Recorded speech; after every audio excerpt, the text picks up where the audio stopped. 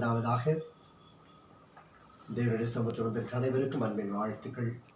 கர்த்தர் நல்லவராய் இதுவரை தாங்கினதற்காக ஸ்தோத்திரம். ஈடோவில் இருக்கிற குமாரர்களுக்கும் குமாரத்திகளுக்கும் நன்றிகள் பல. God bless you. வெளிப்படுத்தின விசேஷம் 13ஆம் அதிகாரம் 1ஆம் வசனம். The book of Revelation, chapter 13 and verse 1.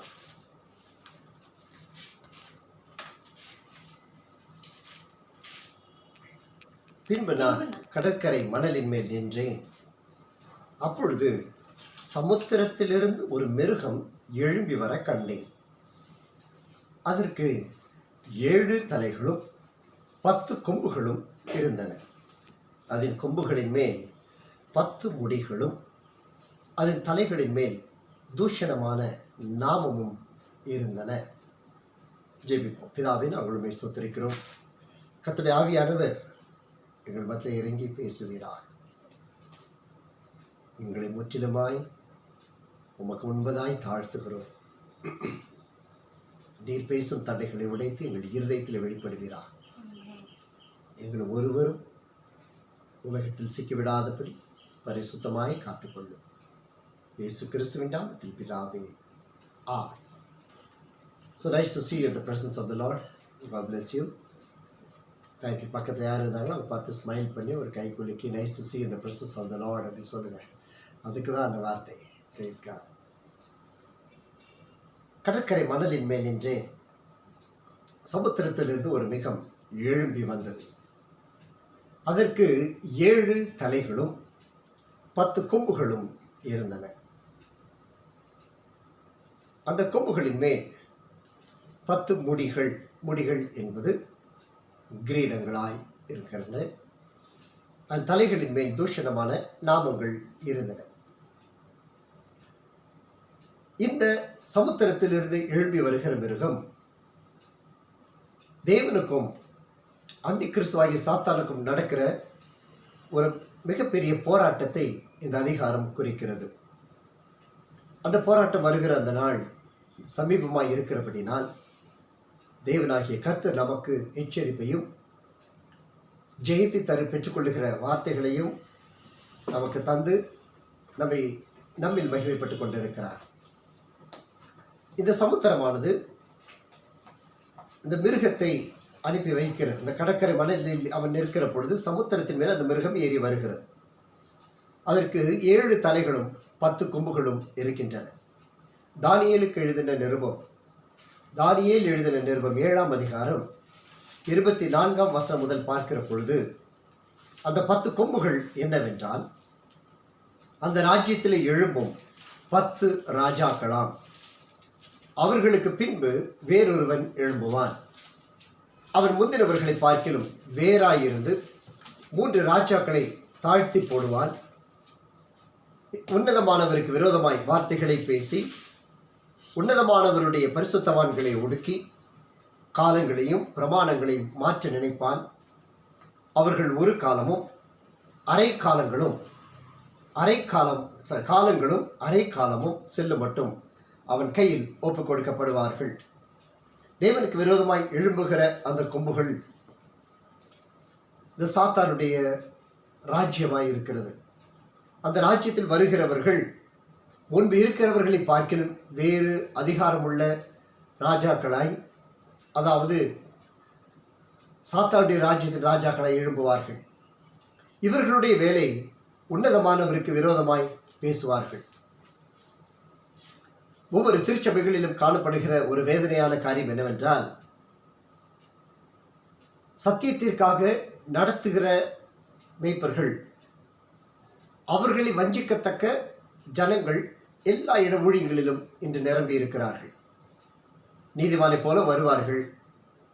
ஒரு சிலர் நல்ல காணிக்கைகளை கொடுப்பார்கள், சிலர் நன்றாய் ஜெபிப்பார்கள். ஆனால் தங்களுடைய உள்ளத்திலே அவர்கள் தேவனுக்கு கீழ்ப்படிய விரும்பாதபடியினாலே, அதாவது அவர்கள் தேவனுக்கு கீழ்ப்படியாதபடியினாலே வருகிற தீங்குக்கு அவர்கள் தப்பி போவது கடினம். இந்த வேத வார்த்தை எல்லாமே தேவனுடைய பிள்ளைகளுக்கு என்று எழுதப்பட்டது. ஆதியிலே தேவன் இந்த உலகத்தை சிருஷ்டித்தது முதல் அவர் வருகையில் ஆளுகை செய்கிறதற்கு நம்மை அவர் தொடும் வரைக்கும் தேவனுடைய பிள்ளைகளுக்காக எழுதப்பட்டது. தேவனை அறியாதவர்களுக்கு தேவனுடைய நியாய தீர்ப்பை குறித்து ஆண்டவர் வெளிப்படுத்தவில்லை, அதை குறித்து பேச நான் துணிவதுமில்லை. ஆனால் அந்நிய தேவர்களை நாடி பெருகுகிறவர்களுக்கு வேதனைகள் பெருகும் என்ற வார்த்தை திண்ணமானது. அவர்கள் பாதாளத்திற்கு ஒப்புக் கொடுக்கப்படுவார்கள் என்பது திண்ணம். காரணம், அவர்களுக்கு ஏதாவது ஒரு வழியிலே தேவனுடைய வார்த்தை அறிவிக்கப்பட்டிருக்கும், சாட்சிகள் அறிவிக்கப்பட்டிருக்கும், தேவனுடைய வருகை, கிறிஸ்து இயேசுவின் வருகை அறிவிக்கப்பட்டிருக்கும். அதை குறித்து அலட்சியப்படுகிறவர்களுக்கு யாரும் பாதாளத்திலிருந்து அவர்களை மீட்டுக்கொள்ள முடியாது. ஆனால் அதே வேளையிலே தேவனுடைய பிள்ளைகளாகிய நம்மை கர்த்தர் ஜீவனை கொண்டு மீட்டிருக்கிறபடினால் நம்மிடத்திலே கணக்கு கேட்பதற்கு அவர் நிச்சயமாக ராஜாவாய் மீட்டிருக்கிறார். அவரை அண்டிக் கொள்ளாத யாவர்களும் இந்த நியாய தீர்ப்புக்கு தள்ளப்படுவார்கள். அதனுடைய கொடுமையானது மிகவும் வலிது. எனவேதான் நான் எப்பொழுதும் சொல்லுவதுண்டு, இந்த ரெவலேஷன்ஸ், இந்த வெளிப்படுத்தின விசேஷத்தை பார்த்தும் மனம் திரும்பாதவர்கள், ஆண்டவரை பற்றி கொள்ளாதவர்கள் கடுமையான அக்கினி சூளையில் போடப்படுவார்கள். ஒருமுறை ஆவியானவர் இந்த பாதாளத்தின் காரியங்களை குறித்து இந்த நீசனுக்கு வெளிப்படுத்தின பொழுது பெரிய ஆழமான அக்கினி கந்தகம் நிறைந்த ஒரு இடம் உண்டு. அதற்கு அடுத்தபடியாக அதை பார்க்கிலும் பல மடங்கு பெரிதான அக்கினி குழம்பும் கந்தகமும் எரிகிற ஒரு ஸ்தலமும் உண்டு. அந்த இடத்திற்கு தேவனுடைய பிள்ளைகளாய் இந்த உலகத்தில் திரிந்தவர்கள் அழைத்து செல்லப்படுவார்கள். அதாவது பரலோகத்திற்கு எடுத்துக்கொள்ளப்படாதவர்கள் இந்த பாதாளத்தின் 2ஆம் ஸ்தானத்திற்கு கொண்டு செல்லப்படுவார்கள். நாம் இப்படி வைத்துக் கொள்ளலாமே, 3வது கேட்டகரி, 3வது ஸ்தலம் பொதுவான ஒரு ஸ்தலம். அங்கும் அக்கினி, அவியாத அக்கினியும் அவியாத புழுக்களும் நிறைந்த ஸ்தலமாய் இருக்கும். 2வது ஸ்தானம், அதாவது 3rd ரேங்கிலிருந்து 2nd ரேங்க் ப்ரமோஷனோடு போகிறவர்கள் தேவனை அறிந்து அவருக்கு கீழ்ப்படியாமலும் எதிர்த்து நிற்கிறவர்களாய், கீழ்ப்படியாதவர்களாய், சுபாவ அன்பு இல்லாதவர்களாய், கரிசனையற்றவர்களாய், பொறுப்பற்றவர்களாய், அலட்சியம் உள்ளவர்களாய், வீண் பேச்சுகளினால் நேரத்தை செலவழித்து தேவனை தூஷிக்கிறவர்களாய், இந்த சாத்தானுடைய 10 கொம்புகளில் காரியங்களை வெளிப்படுத்துகிறவராய் இருக்கிறவர்கள், அவர்களுக்கு இந்த 2ஆம் ஸ்தானம் கொடுக்கப்படும். முதல் ஸ்தானமானது தேவனுடைய ஊழியத்தை உத்தமமாய் செய்யாமலும் மனுஷருக்கு பின்பதாய் பிலேயாமினுடைய வழிகளை பின்பற்றி போகிறவர்களும், ஆசாரியனாய் மெல்கிசேதேக்கினுடைய முறைமையின்படி ஆசாரியராகி இருக்கிற நம்முடைய பிரதான ஆசாரியனாம் கிறிஸ்து இயேசுவினுடைய பாதைகளை பின்பற்றாதவர்களும் கீழ்ப்படியாதவர்களும், உலகத்தின் ஆசைச்சுகளுக்கு ஒப்புக்கெடுக்கப்பட்ட ஊழியம் செய்கிற அபிஷேகம் பெற்ற உன்னதமான தேவனுடைய பிள்ளைகளாய் இந்த உலகத்தில் காட்டிக்கொள்ளுகிறவர்கள் இந்த முதலாவது 1st கிளாஸ் நரகத்திற்கு கொண்டு போகப்படுவார்கள். இதில் எந்த ஒரு ஆச்சரியமும் இல்லை, எந்த ஒரு மாற்றமும் இல்லை. எனவேதான் இந்த வேத வசனம் கர்த்தருடைய பிள்ளைகளுக்கு ஒப்புக் கொடுக்கப்பட்டபடியினால் வரப்போகிற அந்த ராஜ்யத்தின் நாட்களில் பிசாசானவன் தேவனுடைய பிள்ளைகளை அழிக்கிறவனாய், அவர்களுடைய ஆசீர்வாதத்தை அழிக்கிறவனாய், அவர்களுக்கு விரோதமாய் பேசுகிறவனாய், அவர்களை ஒடுக்குகிறவனாய், அவர்கள் காலங்களையும் பிரமாணங்களையும் மாற்ற நினைப்பான். அவனுடைய கரத்தில் இந்த நாட்கள், காலங்களும் அரைக்காலமும் இருக்காலமும் அவருடைய கரங்களில் ஒப்புக் கொடுக்கப்படும். 36வது வசனத்தில் சொல்லுகிறபடி, அவன் தனக்கு இஷ்டமானபடி செய்வான், தன்னை உயர்த்துவான். தேவனுக்கு மேலாக உயர்த்துகிறவன் இந்த சாத்தான் ஒருவனை. எந்த தேவனையிலும் தன்னை பெரியவனாக்குவான். தேவாதி தேவனுக்கு விரோதமாக ஆச்சரியமான காரியங்களை பேசுவான். இன்று பெரிய சபைகளிலிருந்து மற்ற சபைகளை நாடி ஓடுகிற அநேகர் உண்டு, மற்ற தீர்க்கதரிசிகளை நாடி ஓடுகிறவர்கள் உண்டு. இதற்கு காரணம் என்ன? உலகத்தின் ஆட்டங்கள், பாட்டங்கள், கொண்டாட்டங்கள். கடந்த நாட்களில் அநேக உலகத்தில் உள்ள சபைகளை குறித்து சில காரியங்களை கர்த்தர் காண்பித்தார்.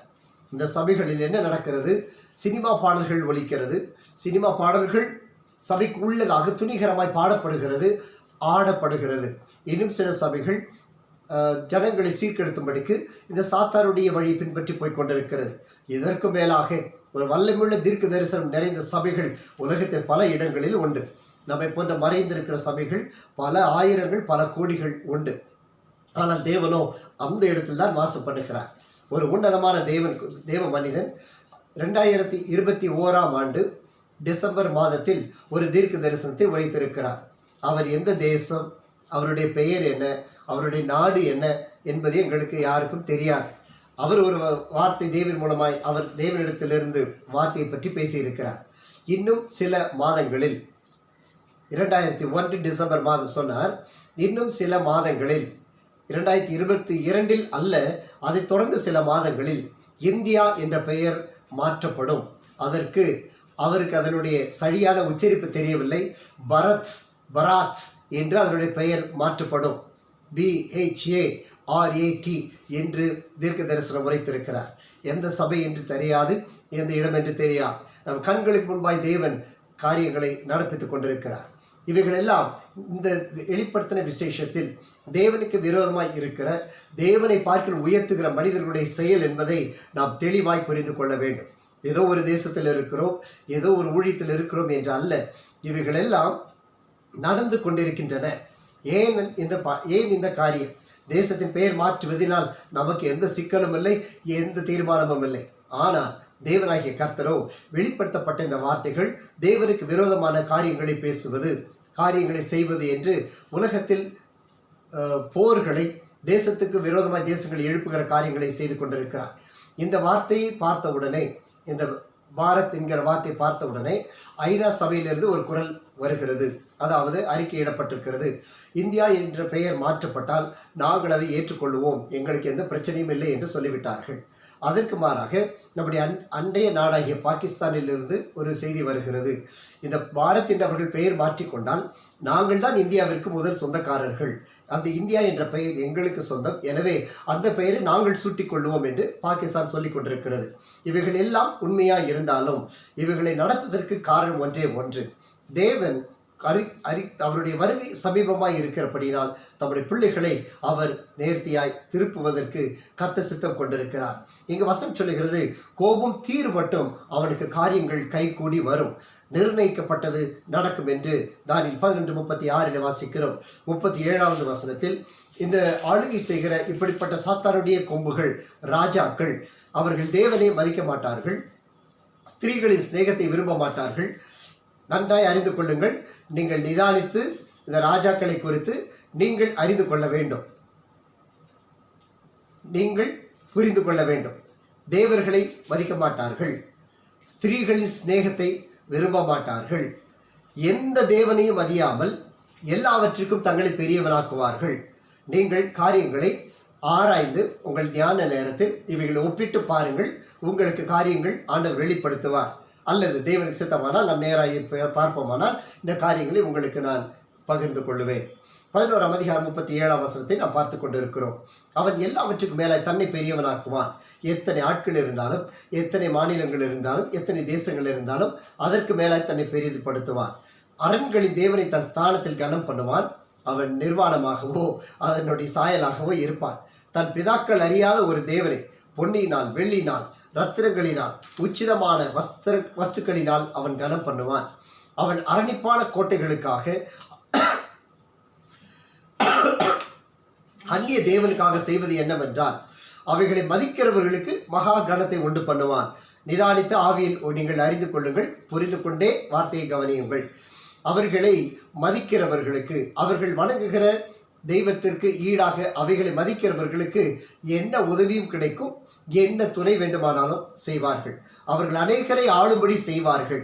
மக்களால் தெரிந்தெடுக்கப்படாவிட்டாலும் அவர்களுக்கு பதவிகளை கொடுத்து அவர்களை ஆளுகை செய்ய வைப்பார்கள். அவர்களுக்கு தேசத்தை கிரயத்துக்காக பங்கிடுவான். நம்முடைய மாநிலங்கள் லஞ்சத்திற்காக விலை போனது. நமது தேசத்தின் மாநிலங்கள் தேசங்களில் புரிந்து கொள்ளுங்கள், தியானித்துக் கொள்ளுங்கள். பைபிள் ஸ்டடியில் கூட உங்களுக்கு நான் இதனுடைய விளக்கத்தை காண்பிக்கிறேன். 40வது வசனம், முடிவு காலத்தில் என்றும் தென் திசை ராஜா அவனுக்கு முட்டுக்கு நிற்பான். வடதிசை ராஜாவும் ரதங்களோடு, குதிரைகளோடு, அநேக கப்பல்களோடு சூறை காற்று போல் அவனுக்கு விரோதமாய் வருவான். அவன் தேசங்களுக்கு பிரவேசித்து அவைகளை பிரவாகித்து கடந்து போவான்.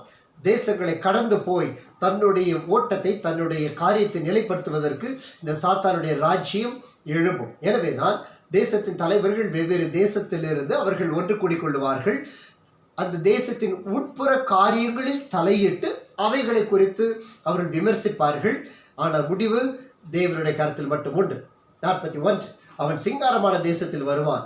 தேசங்கள் கவிழ்க்கப்படும். ஏதோம், மோவாப், அம்மோனின் புத்திரரில் பிரதானமானவர்கள் அவன் கைக்கு தப்பி போவார்கள். ஏனென்றால் இந்த ஏதோமும் மோவாபும் அம்மோன் புத்திரர்களும் ஏசாவின் சந்ததியாரும் தேவனுக்கு கீழ்ப்படியாத ஒரு சந்ததி, தன் சேஷ்டபுத்திர பாகத்தை அலட்சியம் செய்து போட்ட அந்த சந்ததி, தேவனுடைய அழைப்பை கவனியாத சந்ததி. அவர்கள் இந்த சாத்தானுடைய கிரியைகளுக்கு தப்பி போவார்கள். அவன் தேசங்களின் மேல் கைகளை நீட்டுவான், எகிப்து தேசம் தப்புவதில்லை. 43 எகிப்தனுடைய பொன்னும் வெள்ளியும் ஐஸ்வர்யங்களையும் உச்சிதமான எல்லா வஸ்துகளையும் ஆண்டு கொள்ளுவான். எகிப்து தேசம், புரிந்து கொள்ளுங்கள், தேவனுக்கு எதிரான, தேவனுடைய பிள்ளைகளுக்கு எதிராக செயல்பட்ட தேசம், தேவனுடைய பிள்ளைகளை அடிமைப்படுத்தின தேசம். எனவே அதற்கு சமனாக உள்ள தேசத்தினுடைய ஐஸ்வர்யங்களை எல்லாம் இந்த சாத்தானுடைய ராஜாக்கள் எடுத்துக்கொள்வார்கள். அநேகர் அவனுக்கு பின் செல்வார்கள். தானியேல் 11 இந்த காரியங்கள் வெளிப்படுத்தப்பட்டிருக்கிறது. கடைசியாக 44, 45 கிழக்கிலும் வடக்கிலும் இருந்து வரும் செய்திகள் அவனை கலங்க பண்ணும். ஏனென்றால் தேவனுடைய பிள்ளைகள் உலகமெங்கும் பரிசுத்தவான்களாய் ஜெபித்துக் கொண்டிருக்கிறார்கள். ஆமே. அப்பொழுது அநேகரை அழிக்க சங்காரம் பண்ண மகா உக்கரத்தோடு புறப்படுவான். தேசத்தில் இப்படிப்பட்ட ஜனங்கள் இருக்கக்கூடாது என்று நம்முடைய தேசத்திலும் கட்டளை பிறப்பிக்கப்பட்டிருக்கிறதை நீங்கள் அறிவீர்கள். சமுத்திரங்களுக்கு இடையுள்ள சிங்காரமான பரிசுத்த பர்வதத்தில் தன் அரண்மனையாகிய கூடாரங்களை போடுவான். ஆனால் அவனுக்கு ஒத்தாசை பண்ணுவார் இல்லாமல் அவன் முடிவடைவான். இதுதான் இந்த ஒரு வசனத்திலிருந்து கொடுக்கப்படுகிற மற்றொரு வெளிப்பாட்டின் ஒரு சீரிய பகுதி. அறிந்து கொள்ளுங்கள், மற்றொரு வெளிப்பாட்டின் சீரிய பகுதி. எனவே கிறிஸ்து இயேசு வருகிற பொழுது சாத்தானுடைய ராஜ்யத்திற்கு தேவன் அனுமதியை கொடுப்பார். எனவே இந்த தேசத்தின் காரியங்கள் இப்படியாகவே செயல்படும். இந்த கோபத்திற்கு தப்பித்துக் கொள்ளும்படி நமக்கு ரட்சிப்பை கொடுத்த தேவன் இன்னும் நமக்கு ரட்சிப்பை கொடுக்க இன்னமும் பொறுமையாய் இருக்கிறார். எனவே உடனே மனம் திரும்புவோம். தேவனிடத்தில், அவருடைய சமூகத்தில் நம்மை பணிந்து அவரிடத்தில் திரும்புவோம். கர்த்தர் மகிமைப்படுவாராக. வெளிப்படுத்தல் விசேஷம் 13ஆம் அதிகாரம் 2ஆம் வசனம். நான் கண்ட மிருகம் சிறுத்தையை போல் இருந்தது. அதன் கால்கள் கரடியின் கால்களைப் போலவும் அதன் வாய் சிங்கத்தின் வாயை போலவும் இருந்தன. வலு சர்ப்பமானது தன் பலத்தையும் தன் சிங்காசனத்தையும் மிகுந்த அதிகாரத்தையும் அதற்கு கொடுத்தது. இந்த 2ஆம் வசனத்தில் சொல்லப்பட்டிருக்கிற அந்த மிருகமும் முதல் வசனத்தில் சொல்லப்பட்டிருக்கிற மிருகமும் ஒன்றே, இரண்டல்ல, இரண்டும் ஒரே மிருகத்தை குறித்து தான் பேசுகிறது. இந்த மிருகம் வரும் இறுதி காலத்தில் புறஜாதிகளின் உலக சாம்ராஜ்யத்தையும் அதனுடைய தலைவர்களையும் குறிப்பிடுகிறது. அந்த மிருகம் ஒரு மனிதன். அந்த மிருகம் ஒரு மனிதனே. அவன் மிருக குணம் உள்ளவனாய் அந்த சமயத்தில் உலக அரசியல்கள், மதங்கள் இவைகளின் மொத்த அதிகாரத்தையும் அவனுடைய கரத்தில் பெற்றுக்கொள்ளுவான். இந்த மனிதன் உலகத்தின் சகல அதிகாரத்தையும் உலகத்தின் தலைவர்களுடைய அதிகாரங்களையும் அவன் பெற்றுக்கொள்ளுவான். இந்த உலகமெங்கும் ஒரே என்கிற வார்த்தை பயன்படுத்தப்படும். நம்முடைய தேசத்திலும் ஒரே நாடு, ஒரே தேர்தல், ஒரே ரேஷன் கார்டு, ஒரே அட்டை என்று பல காரியங்களை நீங்கள் அறிந்திருப்பீர்கள். எனவே ஒரே என்று சொல்லுகிற வார்த்தை சீக்கிரத்தில் எல்லா இடத்திலும் காணப்படும். உலகமெங்கும் ஒரே கரன்சி, பணத்தின் நோட்டு வருவதற்கு ஏற்கனவே வெளிவந்தாகிற்று.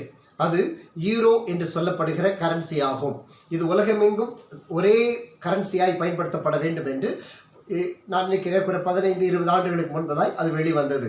அதிலே அந்த நோட்டு வெளிக்கொண்டு வருவதற்கு, அந்த ஈரோ நோட்டு ஐரோப்பாவிலிருந்து வெளிவருவதற்கு உதவியாக இருந்த ஒரு குழு இருந்தது.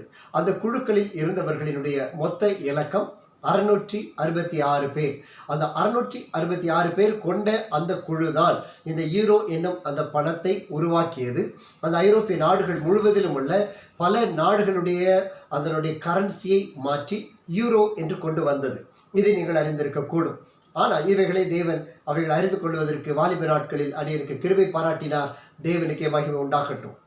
ஆக ஒரு மனிதனுடைய கரத்தில் ஒரே தேசம், நாம் எல்லோரும் ஒன்றாய் இருப்போம், நாம் எல்லோரும் ஒரே பையிலே கை போடுவோம் என்று சொல்லுவானாகில் அவன் கைக்கு தப்பி ஓடும்படி நீதிமொழிகளில் நமக்கு எச்சரிப்பு உண்டாகிறது. எனவே இந்த ஒரே என்று சொல்லுகிற காரியத்தை அறிந்து உங்கள் தியானத்தில் அதனுடைய காரியத்தை நீங்கள் புரிந்து கொள்ளுங்கள். அவன் தானியேல் 7ஆம் அதிகாரம் 4ஆம் வசனத்தில் இதற்குரிய ஒப்பீடான வார்த்தைகள் வெளிப்படுத்தப்பட்டிருக்கிறது. முந்தினது சிங்கத்தை போல் இருந்தது. அதற்கு கழுகின் செட்டைகள் உண்டாயிருந்தது. கழுகின் செட்டைகளுடைய சிறப்பு என்னவென்றால், கழுகு தன் வயது ஆகிற பொழுது குறிப்பிட்ட காலத்தில் அதனுடைய இறகுகள் விழ ஆரம்பித்துவிடும். சிறகுகள் இருக்கிற இறகுகள் விழுந்து விட ஆரம்பித்து விடும். ஒரு காலத்தில் அது பறக்க முடியாதபடி தோய்ந்து போகும். உடனே இந்த கழுகு கடினப்பட்டு உயர மலைகளின் மேல், உயரமான கண்மலையின் மேல் உள்ள உயரமான மரங்களில் போய் அமர்ந்து கொள்ளும்.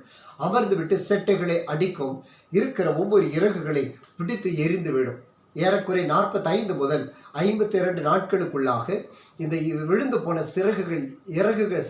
சிறகிலே விழுந்து போன இறகுகள் அழகாய் முளைக்க ஆரம்பிக்கும். அதற்குள்ளாக அதனுடைய சரீரம் முழுவதும் புத்துணர்வாக்கப்படும்.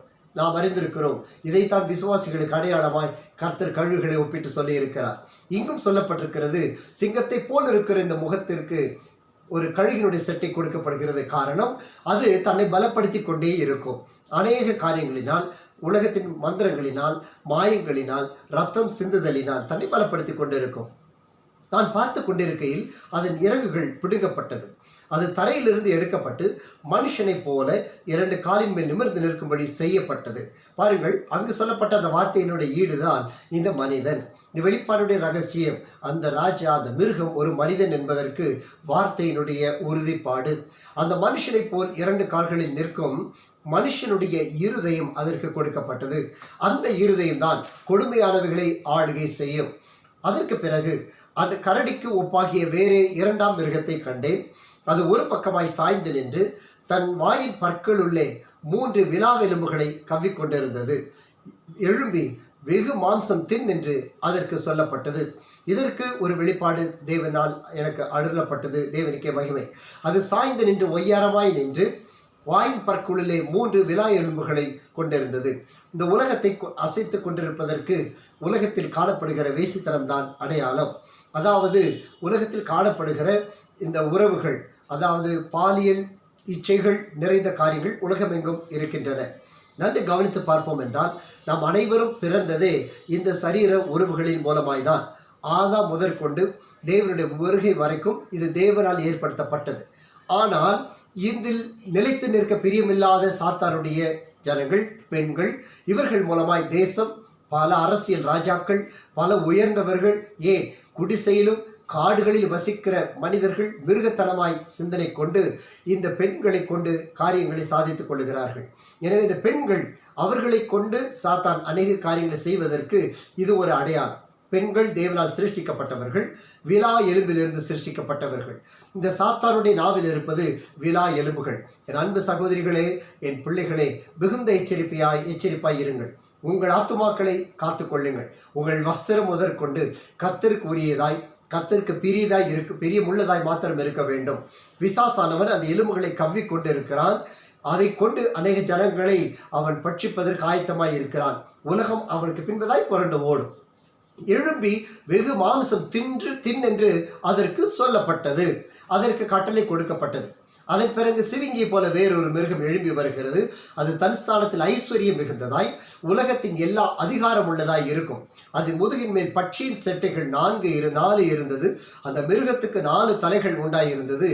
அதற்கு ஆளுகை அளிக்கப்பட்டது. எனவே ஆளுகை கொடுக்கப்படுகிற இந்த சாத்தானுடைய கிரியைகள் இங்கு காணப்படுகிறது. அதே போல இதே வார்த்தையை உறுதிப்படுத்தும்படிக்கு ஆண்டவர் தானியேல் 8ஆம் அதிகாரம் 25ஆம் வசனத்தில் இதை தொடர்ந்து முக்கியமான சில வார்த்தைகளை ஆண்டவர் நமக்கு காண்பிக்கிறார். அவன் தன் உபாயத்தினால் வஞ்சகத்தை கைகூட வர பண்ணுவான். வஞ்சகம், நாம் சபைகளை ஏமாற்றுவது வஞ்சகம், குடும்பத்தை ஏமாற்றுவது வஞ்சகம், ஜனங்களை ஏமாற்றுவது வஞ்சகம், ஊழியரை ஏமாற்றுவது வஞ்சகம், பெற்றோரை ஏமாற்றுவது வஞ்சகம். யாரை வஞ்சிக்க வேண்டிய அவசியம்? தேவனுடைய அபிஷேகத்தை பெற்ற உங்களுக்கும் எனக்கும் ஒரு காலமில்லை. வஞ்சிக்கிறவன் தேவனுடைய துரோகி. அநேகர் பணத்தை வஞ்சித்துக் கொள்ளுகிறார்கள். பணத்தினால் தேவனுக்கு துரோகத்தை செய்கிறார்கள். கர்த்தருக்கு செய்ய வேண்டியதை செய்வதுமில்லை, ஏழைகளுக்கு கொடுப்பதை கொடுப்பதுமில்லை, திக்கற்றவர்களை விதவைகளை ஆதரிக்கிறதும் இல்லை. தன்னுடைய ஐஸ்வர்ய திளப்பினால் இருக்கிற ஒட்டக சிவிங்குகளைப் போல இப்படி ஜனங்கள் உலகத்தில் உண்டு. அதைத்தான் இங்கு நாம் வாசித்தோம். இவர்கள் உபாயத்தினால் வஞ்சகத்தை கைகூடி வர பண்ணுவார்கள். ஆனால் இருதயத்தில் பெருமை உள்ளவர்கள். நான் எச்சரிப்பாயிருங்கள். நான் வாசிக்கிறேன், நான் நன்றாயிருக்கிறேன், நன்றாய் ஜெபிக்கிறேன். யார் சொல்ல முடியும்? அநேக பரிசுத்தவான்கள் உண்டு. நான் வேலை செய்த அங்கிள் டிஜிஎஸ் தினகரன் அவர்கள் 19 மணி நேரம் தேவனோடு வாசம் பண்ணுவார்கள். மிகுந்த ஆசையாயிருக்கும். ஊழியம் எப்படி இருந்தது என்று நாம் அறிவோம். இன்று வரை சந்ததியாக கர்த்தர் பயன்படுத்தி வருகிறார். அன்பான மோகன்சி அவர்கள் சில நாட்கள் உள்ளே சென்று பல நாட்கள் தேவனோடு ஜெபித்து ஓடி வருவார்கள்.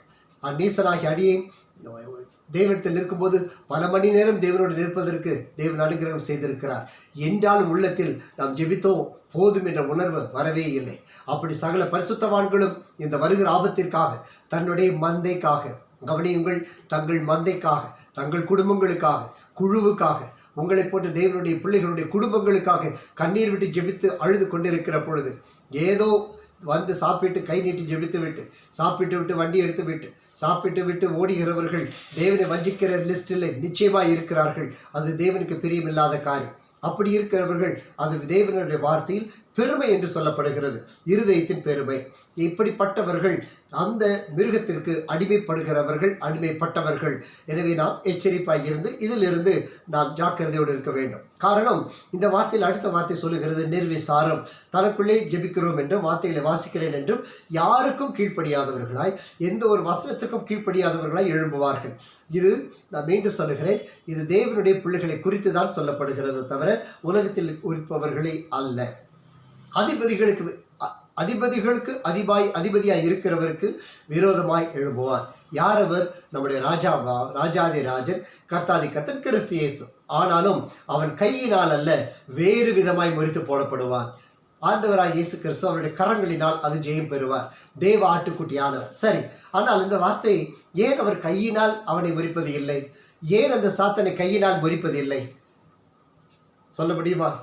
ஆண்டவர் சொன்னார் தம்முடைய பிள்ளைகளுக்கு, உன்னை என் உள்ள கைகளில் வரைந்திருக்கிறேன், உன்னுடைய முகம் அவருடைய முன்பதாக இருக்கிறது. அந்த கரத்தில் வைத்திருக்கிற அந்த சுகத்தை கர்த்தர் யாருக்கும் விட்டு விட மாட்டார். சங்கீதம் 137 வாசிக்கிறோம், எருசலேமே, நான் உன்னை மறந்தால் என் வலது கை தன் தொழிலை மறப்பதாக. உன்னை கர்த்தர் மறக்க மாட்டார். சாத்தான் அவ்வளவு பெரிய ராஜ்யத்தில் எழும்பி வந்தாலும் உன்னை அவர் கைவிடவே மாட்டார். அவரை பற்றி கொண்ட உன்னையும் என்னையும் அவர் கைவிடுவதே இல்லை. அந்த கரங்களில் உன்னை ஏந்தி கொள்ளுவார். ஆனால் அவனோ வேறு விதமாய் முறித்து போடப்படுவான். தன்னுடைய பிள்ளைகளை காக்கிற தேவன், பறந்து காக்கிற அந்த பட்சியை போல் இருக்கிற தேவன் நம்மை ஒரு நாளும் ஒரு பொழுது கைவிட மாட்டார். அவர் ஒரே ஒரு வார்த்தை சொல்லுவார், அவ்வளவுதான். அவன் இல்பொருளாகி போவான், அக்கினிக்கு இரையாக்கப்படுவான். அவனும் அவனுடைய ராஜ்யமும் தத்தளித்து ஒன்றுமில்லாமல் போகும். எனவே நண்பு பிள்ளைகளே, தேவனுடைய செருப்புக்கு செவி கொடுப்போம். கர்த்தர் கொடுத்திருக்கிற பொறுப்புகளை நிறைவேற்றுவோம், கீழ்ப்படிவோம். நாங்கள் உங்களை நடத்துவதெல்லாம் வார்த்தையை பற்றி கொள்வதற்கும், கர்த்தர் உங்களுக்கு கொடுத்திருக்கிற பொறுப்பிலே குடும்பத்தை அதிகாரம் செலுத்தவும், அதாவது ஆவியில் மாத்திரம் அவர்களுக்கு உகந்தவர்களாய் இயேசுவை அறிவிக்கவும் மாத்திரமே. இதை உறுதிப்படுத்தும்படிக்கு தானியேல் 9ஆம் அதிகாரம் 27ஆம் வசனத்திலே கர்த்தர் அவர் ஒரு வாரம் அளவும் அநேகருக்கு உடன்படிக்கையை உறுதிப்படுத்தி அதன் வாரம் பாதி சென்ற போது பலியையும் காணிக்கையையும் ஒழிய பண்ணுவார். காரணம், அநேகர் பலியையும் காணிக்கைகளை மாத்திரம் கொடுத்து தேவனை ஏமாற்றுகிறபடினால் கர்த்தர் அதையும் ஒழித்து போடுவார். அநேகர் காணிக்கை மாத்திரம் கொடுத்தால் போதாது, நம்மையே காணிக்கை ஆக்கினால் மாத்திரம்தான் இந்த வருகையிலே நாம் தேவனோடு சேர்ந்து கொள்ள முடியும். அருவருப்பான செட்டைகளோடு பாழாக்குகிறவன் வந்து இறங்குவான். அவன் எங்கும் சுற்றி திரிவான். அநேகரை பார்த்திருக்கிறோம், சுற்றி கொண்டே இருப்பார்கள். இதுவும் சாத்தானுடைய அடையாளம். கர்த்தருடைய பணத்தை வீணாக்குவது, ஊர் சுற்றி என்னத்தை காணப்போகிறோம்? அநேகர் கேட்பார்கள், நீங்கள் எல்லாம் குடும்பம் எங்காவது வெளியே போவதுண்டா? போக விருப்பம்தான், போகலாம் தான். ஆனால் கர்த்தர் அதை ஊழியமாக வைத்திருப்பாரானால் செல்லுவோம், இல்லை என்றால் இல்லை. ஊர் சுற்றி பார்ப்பதற்கும் நண்பர்களோடு நேரத்தை செலவழிப்பதற்கும் கர்த்தருடைய பணத்தை எரித்து சாம்பலாக்குவதற்கும் அதிகாரம் கிடையாது. அது யாரும் அப்படிப்பட்ட சிந்தை உங்களுக்கு இருக்குமானால் மனம் திரும்பிக் கொள்ளுங்கள். காரணம், அது அருவருப்பான செட்டுகளை வருகிற பாழாக்குகிறவன். அவன் நிர்ணயிக்கப்பட்டிருக்கிற நிர்மூலம் பாழாக்குகிறவன் மேல் தீரு மட்டும் சொரியும் என்றான். சொரியும் என்பது பொழியும் என்பதனுடைய அர்த்தம். மழை சொரிகிறது, மழை பொழிகிறது. எனவே இப்படிப்பட்டவர்கள் கர்த்தர் கொடுக்கிற ஊதியத்தை நேர்த்தியாய் திட்டம் பண்ணி, நேர்த்தியாய் சேர்த்து வைத்து, நேர்த்தியாய் சீராய் அதை செலவு செய்து, நேர்த்தியாய் நியாயமான தேவ பிள்ளைகளுக்கு செலவு செய்து கர்த்தர் கொடுக்கிற பொறுப்புகளை நிறைவேற்றுவது மட்டும்தான் தேவனுடைய செட்டுகளின் கீழ் மறைந்திருக்கிற நீதிமானுடைய வேலை. இல்லை என்றால் அது அநீதிமானுடைய வேலை. உலகத்தின் பணமும் ஆஸ்தியும் வீண். அவைகளை சம்பாதிப்பதிலும் அவைகளை ஆசைகளினால் இச்சைகளில் மாற்றி நிரப்புவதும் அருவருக்கத்தக்க செட்டைகளுக்கு அடையாளம். ஆனால் நிச்சயம் சேர்த்து வைக்க வேண்டும். அன்பு பிள்ளைகளை நான் ஆசீர்வதிக்கிறேன். கடந்த வாரத்தில் கீழ்ப்படிந்து நீங்களும் ஓடி வந்து இந்த இடத்தில் தங்கி இந்த கர்த்தருடைய வார்த்தைக்கு கீழ்ப்படிந்து அடியேன் சொன்னபடி அதற்கு செய்தீர்கள். இது கர்த்தர் உங்களுக்காய் கொடுக்கப்பட்ட பலன். சில நாட்களில் அதனுடைய கனிகளை நீங்கள் பார்ப்பீர்கள். கர்த்தர் உங்களை ஆசீர்வதிப்பாராக. தேவன் அருளின அந்த செட்டைகளின் கீழ் மறைந்து கொள்ளுங்கள். வருகிற செட்டை பாழாக்குகிற அருவருப்போடு வருகிற செட்டை. 1 யோவான் 2ஆம் அதிகாரம் 18ஆம் வசனம். கர்த்தர் தம்முடைய பிள்ளைகள் நோக்கி சொல்லுகிற 1 யோவான் 2:8. பிள்ளைகளே, இது கடைசி காலமாய் இருக்கிறது. அந்தி கிறிஸ்து வருகிறான் என்று நீங்கள் கேள்வி கட்டபடி இப்பொழுதும் அநேக அந்து கிறிஸ்துகள் இருக்கிறார்கள். இதனாலே கடைசி காலம் என்று நாம் அறிவோம். அந்தி கிறிஸ்து என்று ஒருவர், அதைத்தான் இவ்வளவு நேரம் நான் மிருகமாய் வருகிற அந்த மனிதனை குறித்து பார்த்தோம். அந்தி என்ற வார்த்தை ஆங்கிலத்தில் ஆன்டை என்று குறிப்பிடுகிறது. ஆன்டை எதிரானது அல்லது அதற்கு பதிலாக என்ற அர்த்தம். கிறிஸ்து என்றால் ஆன்டி கிரைஸ்ட், கிறிஸ்துவுக்கு பதிலாக அல்லது கிறிஸ்துவுக்கு எதிராக. ஆன்டி என்ற வார்த்தை நாம் எல்லோரும் பார்க்கிறோம். நாம் பார்க்கிறோம் AM PM என்று சொல்லப்பட்டிருக்கிறது. PM என்றால் போஸ்ட் மெரிடியன், அந்த மெரிடியன் நேரத்திற்கு பிற்பட்டது. ஆனால் அதற்கு எதிர்பரமானது ante post meridian or ante meridian, அதாவது அதற்கு எதிர்பதமானது, அதற்கு பதிலானது. ஸோ ஆன்டி, வயிற்றில் அமிலம் இருக்குமானால் அசிடிட்டி, அதற்கு எதிராய் செயல்படுகிற நாம் அருந்துகிற மருந்துகளின் பெயர் ஆன்டி ஆசிட், அதற்கு எதிரானது. எனவே கிறிஸ்து அவருக்கு எதிராய் செயல்படுகிற ஆன்டி கிரைஸ்ட், அதனுடைய தமிழாக்கம் அந்தி என்று மொழிபெயர்க்கப்பட்டிருக்கிறது. ஸோ வருகிற அந்த மிருகமானது அந்தி கிறிஸ்து, கிறிஸ்துவுக்கு பதிலாக தன்னை காண்பிக்கிறவன், கிறிஸ்துவுக்கு எதிராய் தன்னை காண்பிக்கிறவன். எனவே கர்த்தர் சொல்லுகிற வார்த்தை பிள்ளைகளே என்று நம்மை அழைக்கிறார். எப்பொழுதும் அவருடைய எதிர்பார்ப்பு நம்முடைய பிள்ளைகள் எல்லாம் மனம் திரும்பி என்னிடத்தில் வந்து விடுவார்கள் என்ற ஒரு எதிர்பார்ப்பு. எனவே சொல்லுகிறார், பிள்ளைகளே இது கடைசி காலம். அந்தி கிறிஸ்து வருகிறான் என்று கேள்விப்பட்டிருக்கிறீர்கள். ஆனால் இப்பொழுது அந்தி கிறிஸ்து இருக்கிறான். அவன் செய்கிற காரியத்தை, அவன் ஆளுகிற அந்த செயல்பாடுகளை, அவன் கிரிகளை கண்டு நாம் நிதானித்து அறிந்து கொண்டோம், இவனும் அந்த கிறிஸ்துவை சார்ந்தவன் தான் என்று. எனவே இப்படிப்பட்ட காரியங்கள் இருக்கிற என்று கேள்விப்பட்டிருக்கிறபடினால் இதுதான் கடைசி காலம் என்பதில் எந்த சந்தேகமும் இல்லை. இப்பொழுதும் அநேக கிறிஸ்துகள், அந்தி கிறிஸ்துகள் இருக்கிறார்கள் என்று வசனம் சொல்லுகிறது. எனவே இது கடைசி காலம் என்று நாம் அறிந்திருக்கிறோம். என் அன்பு தேவனுடைய பிள்ளைகளே, என் அன்பு குமாரர்களே, குமாரத்திகளே, செல்ல பிள்ளைகளே, நீங்கள் ஆண்டவரிடத்தில் ஓடி வாருங்கள். இந்த கர்த்தருடைய வருகைக்கு எதிராக இருக்கிற அந்தி கிறிஸ்துடைய ஆவிக்கு எதிராக எழுப்புவோம். இவன் நம்மை கொண்டு வருகிற எல்லா காரியங்களுமே எதிரான காரியங்கள். தூக்கத்திலிருந்து இரவில் சீக்கிரம் நம்மை படுக்க செய்யாதது இந்த பிசாசினுடைய ஆவி. காரணம், கர்த்தர் மனிதனுக்கு அழகாய் 12 மணி நேரம் பகலாக 12 மணி நேரம் இரவாய் மாற்றி கொடுத்தார். சில தேசங்களில் அந்த சூழ்நிலைக்கேற மாற்றப்படும். ஆனால் அந்த தேசத்திற்கு எவ்வளவு உறக்கம் வேண்டுமோ, எவ்வளவு இந்த சரீரத்துக்கு இளைப்பாறுதல் வேண்டுமோ அவ்வளவுக்கு அதிகமாய் அவர் அந்த இருளின் நேரத்தை கர்த்தர் கொடுத்தார். அவரே லைட் ஆஃப் பண்ணிட்டு தூங்குன்னு சொல்கிறாரு. ஆனால் உலகம் இன்னைக்கு அந்த அதில் லைட்டு போட்டு உட்காந்து ஒர்க் பண்ணுற மாதிரி இருக்குது.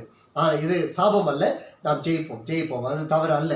ஆனால் கர்த்தர் நமக்கு இளைப்பாறுதல் நேரத்தை கொடுக்கிற பொழுது அதில் இளைப்பாற வேண்டும்.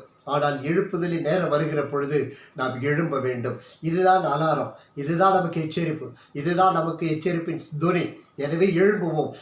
தூக்கத்தில் சீக்கிரமாய் படுக்க செல்லுகிறவர்கள் மாத்திரம்தான் சீக்கிரமாக ஜெபத்தை எழுப்பி நிற்க முடியும். கொஞ்சமாய் சாப்பிடுகிறவர்கள் தான் அதிகமாய் தேவனுடைய சமத்தில் முழங்கார் பண்ணிட்டு நிற்க முடியும். வேதத்தை அதிகமாய் புசிக்கிறவர்கள் தான் அதிக நேரம் ஜெபிக்க முடியும். அதிகமாய் ஜெபித்து அதிகமாய் வேதத்தை வாசித்து தியானத்துக்கு செவி கொடுக்கிறவர்கள் தான், அதாவது கர்த்தருடைய வார்த்தைக்கு கேட்கிறவர்கள் தான் தேவனுடைய ராஜ்யத்தை காண முடியும். தேவனுடைய ராஜ்யத்தை காண்கிறவர்கள் தான் அவருடைய ரட்சிப்பை பெற்றுக்கொள்ள முடியும். முடிவு பரியந்தம் அவருடைய ரட்சிப்பை பெற்றுக்கொள்ளுகிற வேலை வரும் பொழுதுதான் அந்த தேவனோடு நாம் அவருடைய வருகையின் சத்தத்தை கேட்க முடியும். இல்லை என்றால் இந்த பிசாசின் வருகைக்கு கர்த்தர் நம்மை விலக்கி காக்கும்படிக்கு அவர் கொடுத்த அழைப்பு, அவர் கொடுத்த அபிஷேகம் நம்ம பூரணமாய் நிற்கட்டும். நாம் இன்று பணிந்து கொள்ளுவோம், குனிந்து அவரை ஆராதிப்போம், அதிகமாய் பாடல்களை பாடுவோம். தேவையற்ற நம்முடைய ஊழியத்தில் அழைப்பில்லாத ஊழியர்களுடைய பாடல்களையும் செய்திகளையும் நீங்கள் கேட்க வேண்டாம். இதை சார்ந்த பிள்ளைகள் இருந்தால் நீங்கள் கேட்கலாம். அதுக்கு ஏனென்றால் சாட்சிகள் உள்ள தேவனுடைய பிள்ளைகளுடைய ஆவிகள் நம்மத்திலே கிரியை செய்யும். அநேக சாட்சி இல்லாதவர்களை குறித்து அனைவரும் உங்களுக்கு தெரியாதபடினால்தான் இந்த எச்சரிப்பு. எதை பார்க்கிறோமோ அந்த ஆவி உள்ளே வந்துவிடும். அது நிச்சயமாய் வந்துவிடும். காரணம், நீங்கள் பஸ்ஸில் பிரயாணம் பண்ணும்போது கவனித்து பாருங்கள், சில சினிமா பாடல்களை நன்றாக ஒழித்து கொண்டு வருவார்கள். நீங்கள் பஸ்ஸில் இறங்கி நீங்கள் அல்லையோ டங்ஸில் பேசிட்டு போவீங்க, ஆனால் நம்ம சினிமா பாட்டு காதில் ஒலிக்கும், கவனிச்சிருப்பீங்க. இதே போல் நம்ம தேவையில்லாத காரியங்களை பார்க்கிற பொழுது அந்த ஆவி நம்மை பின் தொடர்ந்து வர ஆரம்பித்து விடும். இது நிமித்தம் நம்முடைய ஆவி கலங்க பண்ணும். எனவே தான் இவைகளை தூக்கி எறிந்து, இந்த மாம்சத்தின் இச்சைகளை தூக்கி எறிந்து, உலகத்தின் கிரியைகளை கேட்ஜெட்டெல்லாம் தூக்கி எறிந்து நம்முடைய ஆத்மாவை கர்த்தருக்கு பத்திரப்படுத்துவோம். எழுவோம் கர்த்தருக்காக, எழுந்து கட்டுவோம், தேவ ராஜ்யத்தில் பங்கு பெறுவோம். இது கடைசி காலமாய் இருக்கிறது. அன்பு பிள்ளைகளே, இது கடைசி காலம் என்றபடினால் சர்வ வல்லமுள்ள தேவன், கர்த்தாதி கர்த்தன், ராஜாதி ராஜன் நம்மளை இறங்கி வருகிற அந்த வேளையிலே நாம் அவரோடு கூட சேர்ந்து ஆளுகை செய்யும்படி கர்த்தர் நம்மை ஆயத்தப்படுத்துவார். எல்லாம் கண்களை மூடி ஆண்டவரை நோக்கி பார்ப்போம். அன்பின் பிதாவே, இந்த நாளில் நீர் எங்களோடு இடைப்பட்டதற்காக நன்றி செலுத்துகிறோம். இப்பொழுது நீர் எங்கள் மத்தியில் இடைப்பட்டு கொண்டிருக்கிற இந்த அபிஷேகம் எங்கள் ஒவ்வொருவரும் மேலும் இப்பொழுது பூரணமாய் இறங்குவதாக. பொல்லாத சாத்தானுடைய கிரிகள், அந்த கிறிஸ்துவின் ஆவிகள், நிர்விசாரத்தின் ஆவிகள், இந்த சாத்தானுடைய திட்டங்கள் சகலமும் கிறிஸ்து இயேசுவின் ஜீவனுள்ள நாமத்தில் எங்கள் எல்லைகளை விட்டு நிர்மூலமாகி போ என்று கட்டளை கொடுக்கிறோம். இயேசு கிறிஸ்துவின் ஜீவனுள்ள நாமத்தில் வாலிப பிள்ளைகளை விட்டு போ, கீழ்ப்படியாத ஆவி விலகி ஓடு. இயேசுவின் நாமத்தில் நிர்விசாரத்தினா வெளியே போ.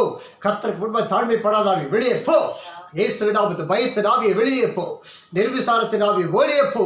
அவிசுவாசத்தின் ஆவியை வெளியே போ. இயேசு கிறிஸ்துவின் நாமத்தில் இயேசு கிறிஸ்துவின் அன்பும் கிருபை பூரணமாய் விளங்கும்படி ஒவ்வொருவர் மேலும் கர்த்தர் இறங்கி வருவீராக, இடைப்படுவீராக.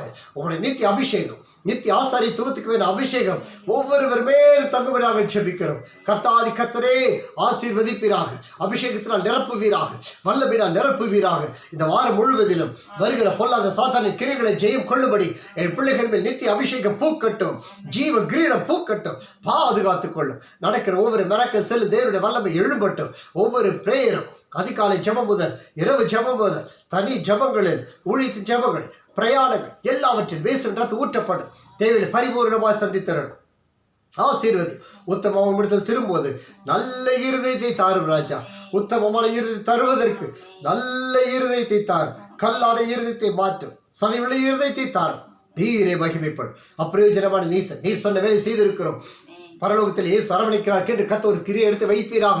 நாங்கள் அனைவரும் வந்து தேவனாகிய கர்த்தரை உம்முடைய காயங்களை முத்தம் செய்து, உம்மை முத்தமிட்டு, உம்முடைய பாதம் தழுவி நீர் எங்கள் பாராட்டு தயக்கு நன்றி செலுத்தும் தகுதியை எங்களுக்கு தருவீராக. ஆசீர்வதி. சாத்தான் வெட்கப்பட்டு போனானே, உமக்கு நன்றி. கர்த்தர் ஜெயமெடுத்தீரே, உமக்கே ஸ்தோத்திரம். தாழ்த்துகிறோம், உமது தாழ்மை அணிந்து கொள்ளுகிறோம். எங்களுக்கு விரோதமாக செயல்படுகிற சிந்தைகள், காரியங்கள், எங்கள் சிந்தனைகளை தடை செய்கிற சாத்தானுடைய திட்டங்கள், எங்கள் வருமானத்தை, ஆசீர்வாதத்தை, வேலை, தொழிலை சகலவற்றை உடைய கர்த்தரால் படிக்கிறோம் ராஜா. பரிசுத்தப்படுத்தும் ஆளுகைச்சி உடைய திவ்ய ஞானத்தினாலும் பாதுகாப்பினாலும் எங்களுக்கு இரக்கம் பாராட்டுவீராக. எங்கள் ஜபங்கள் உடைய சமூகத்தில் வந்ததற்காக நன்றி. எங்களை பணிகிறோம், அர்ப்பணிக்கிறோம். இயேசு கிறிஸ்துவின் ஜீவனுள்ள நாமத்தில் ஜெபிக்கிறோம் எங்கள் அன்பின் பரலோக பிதாவே. ஆமென்.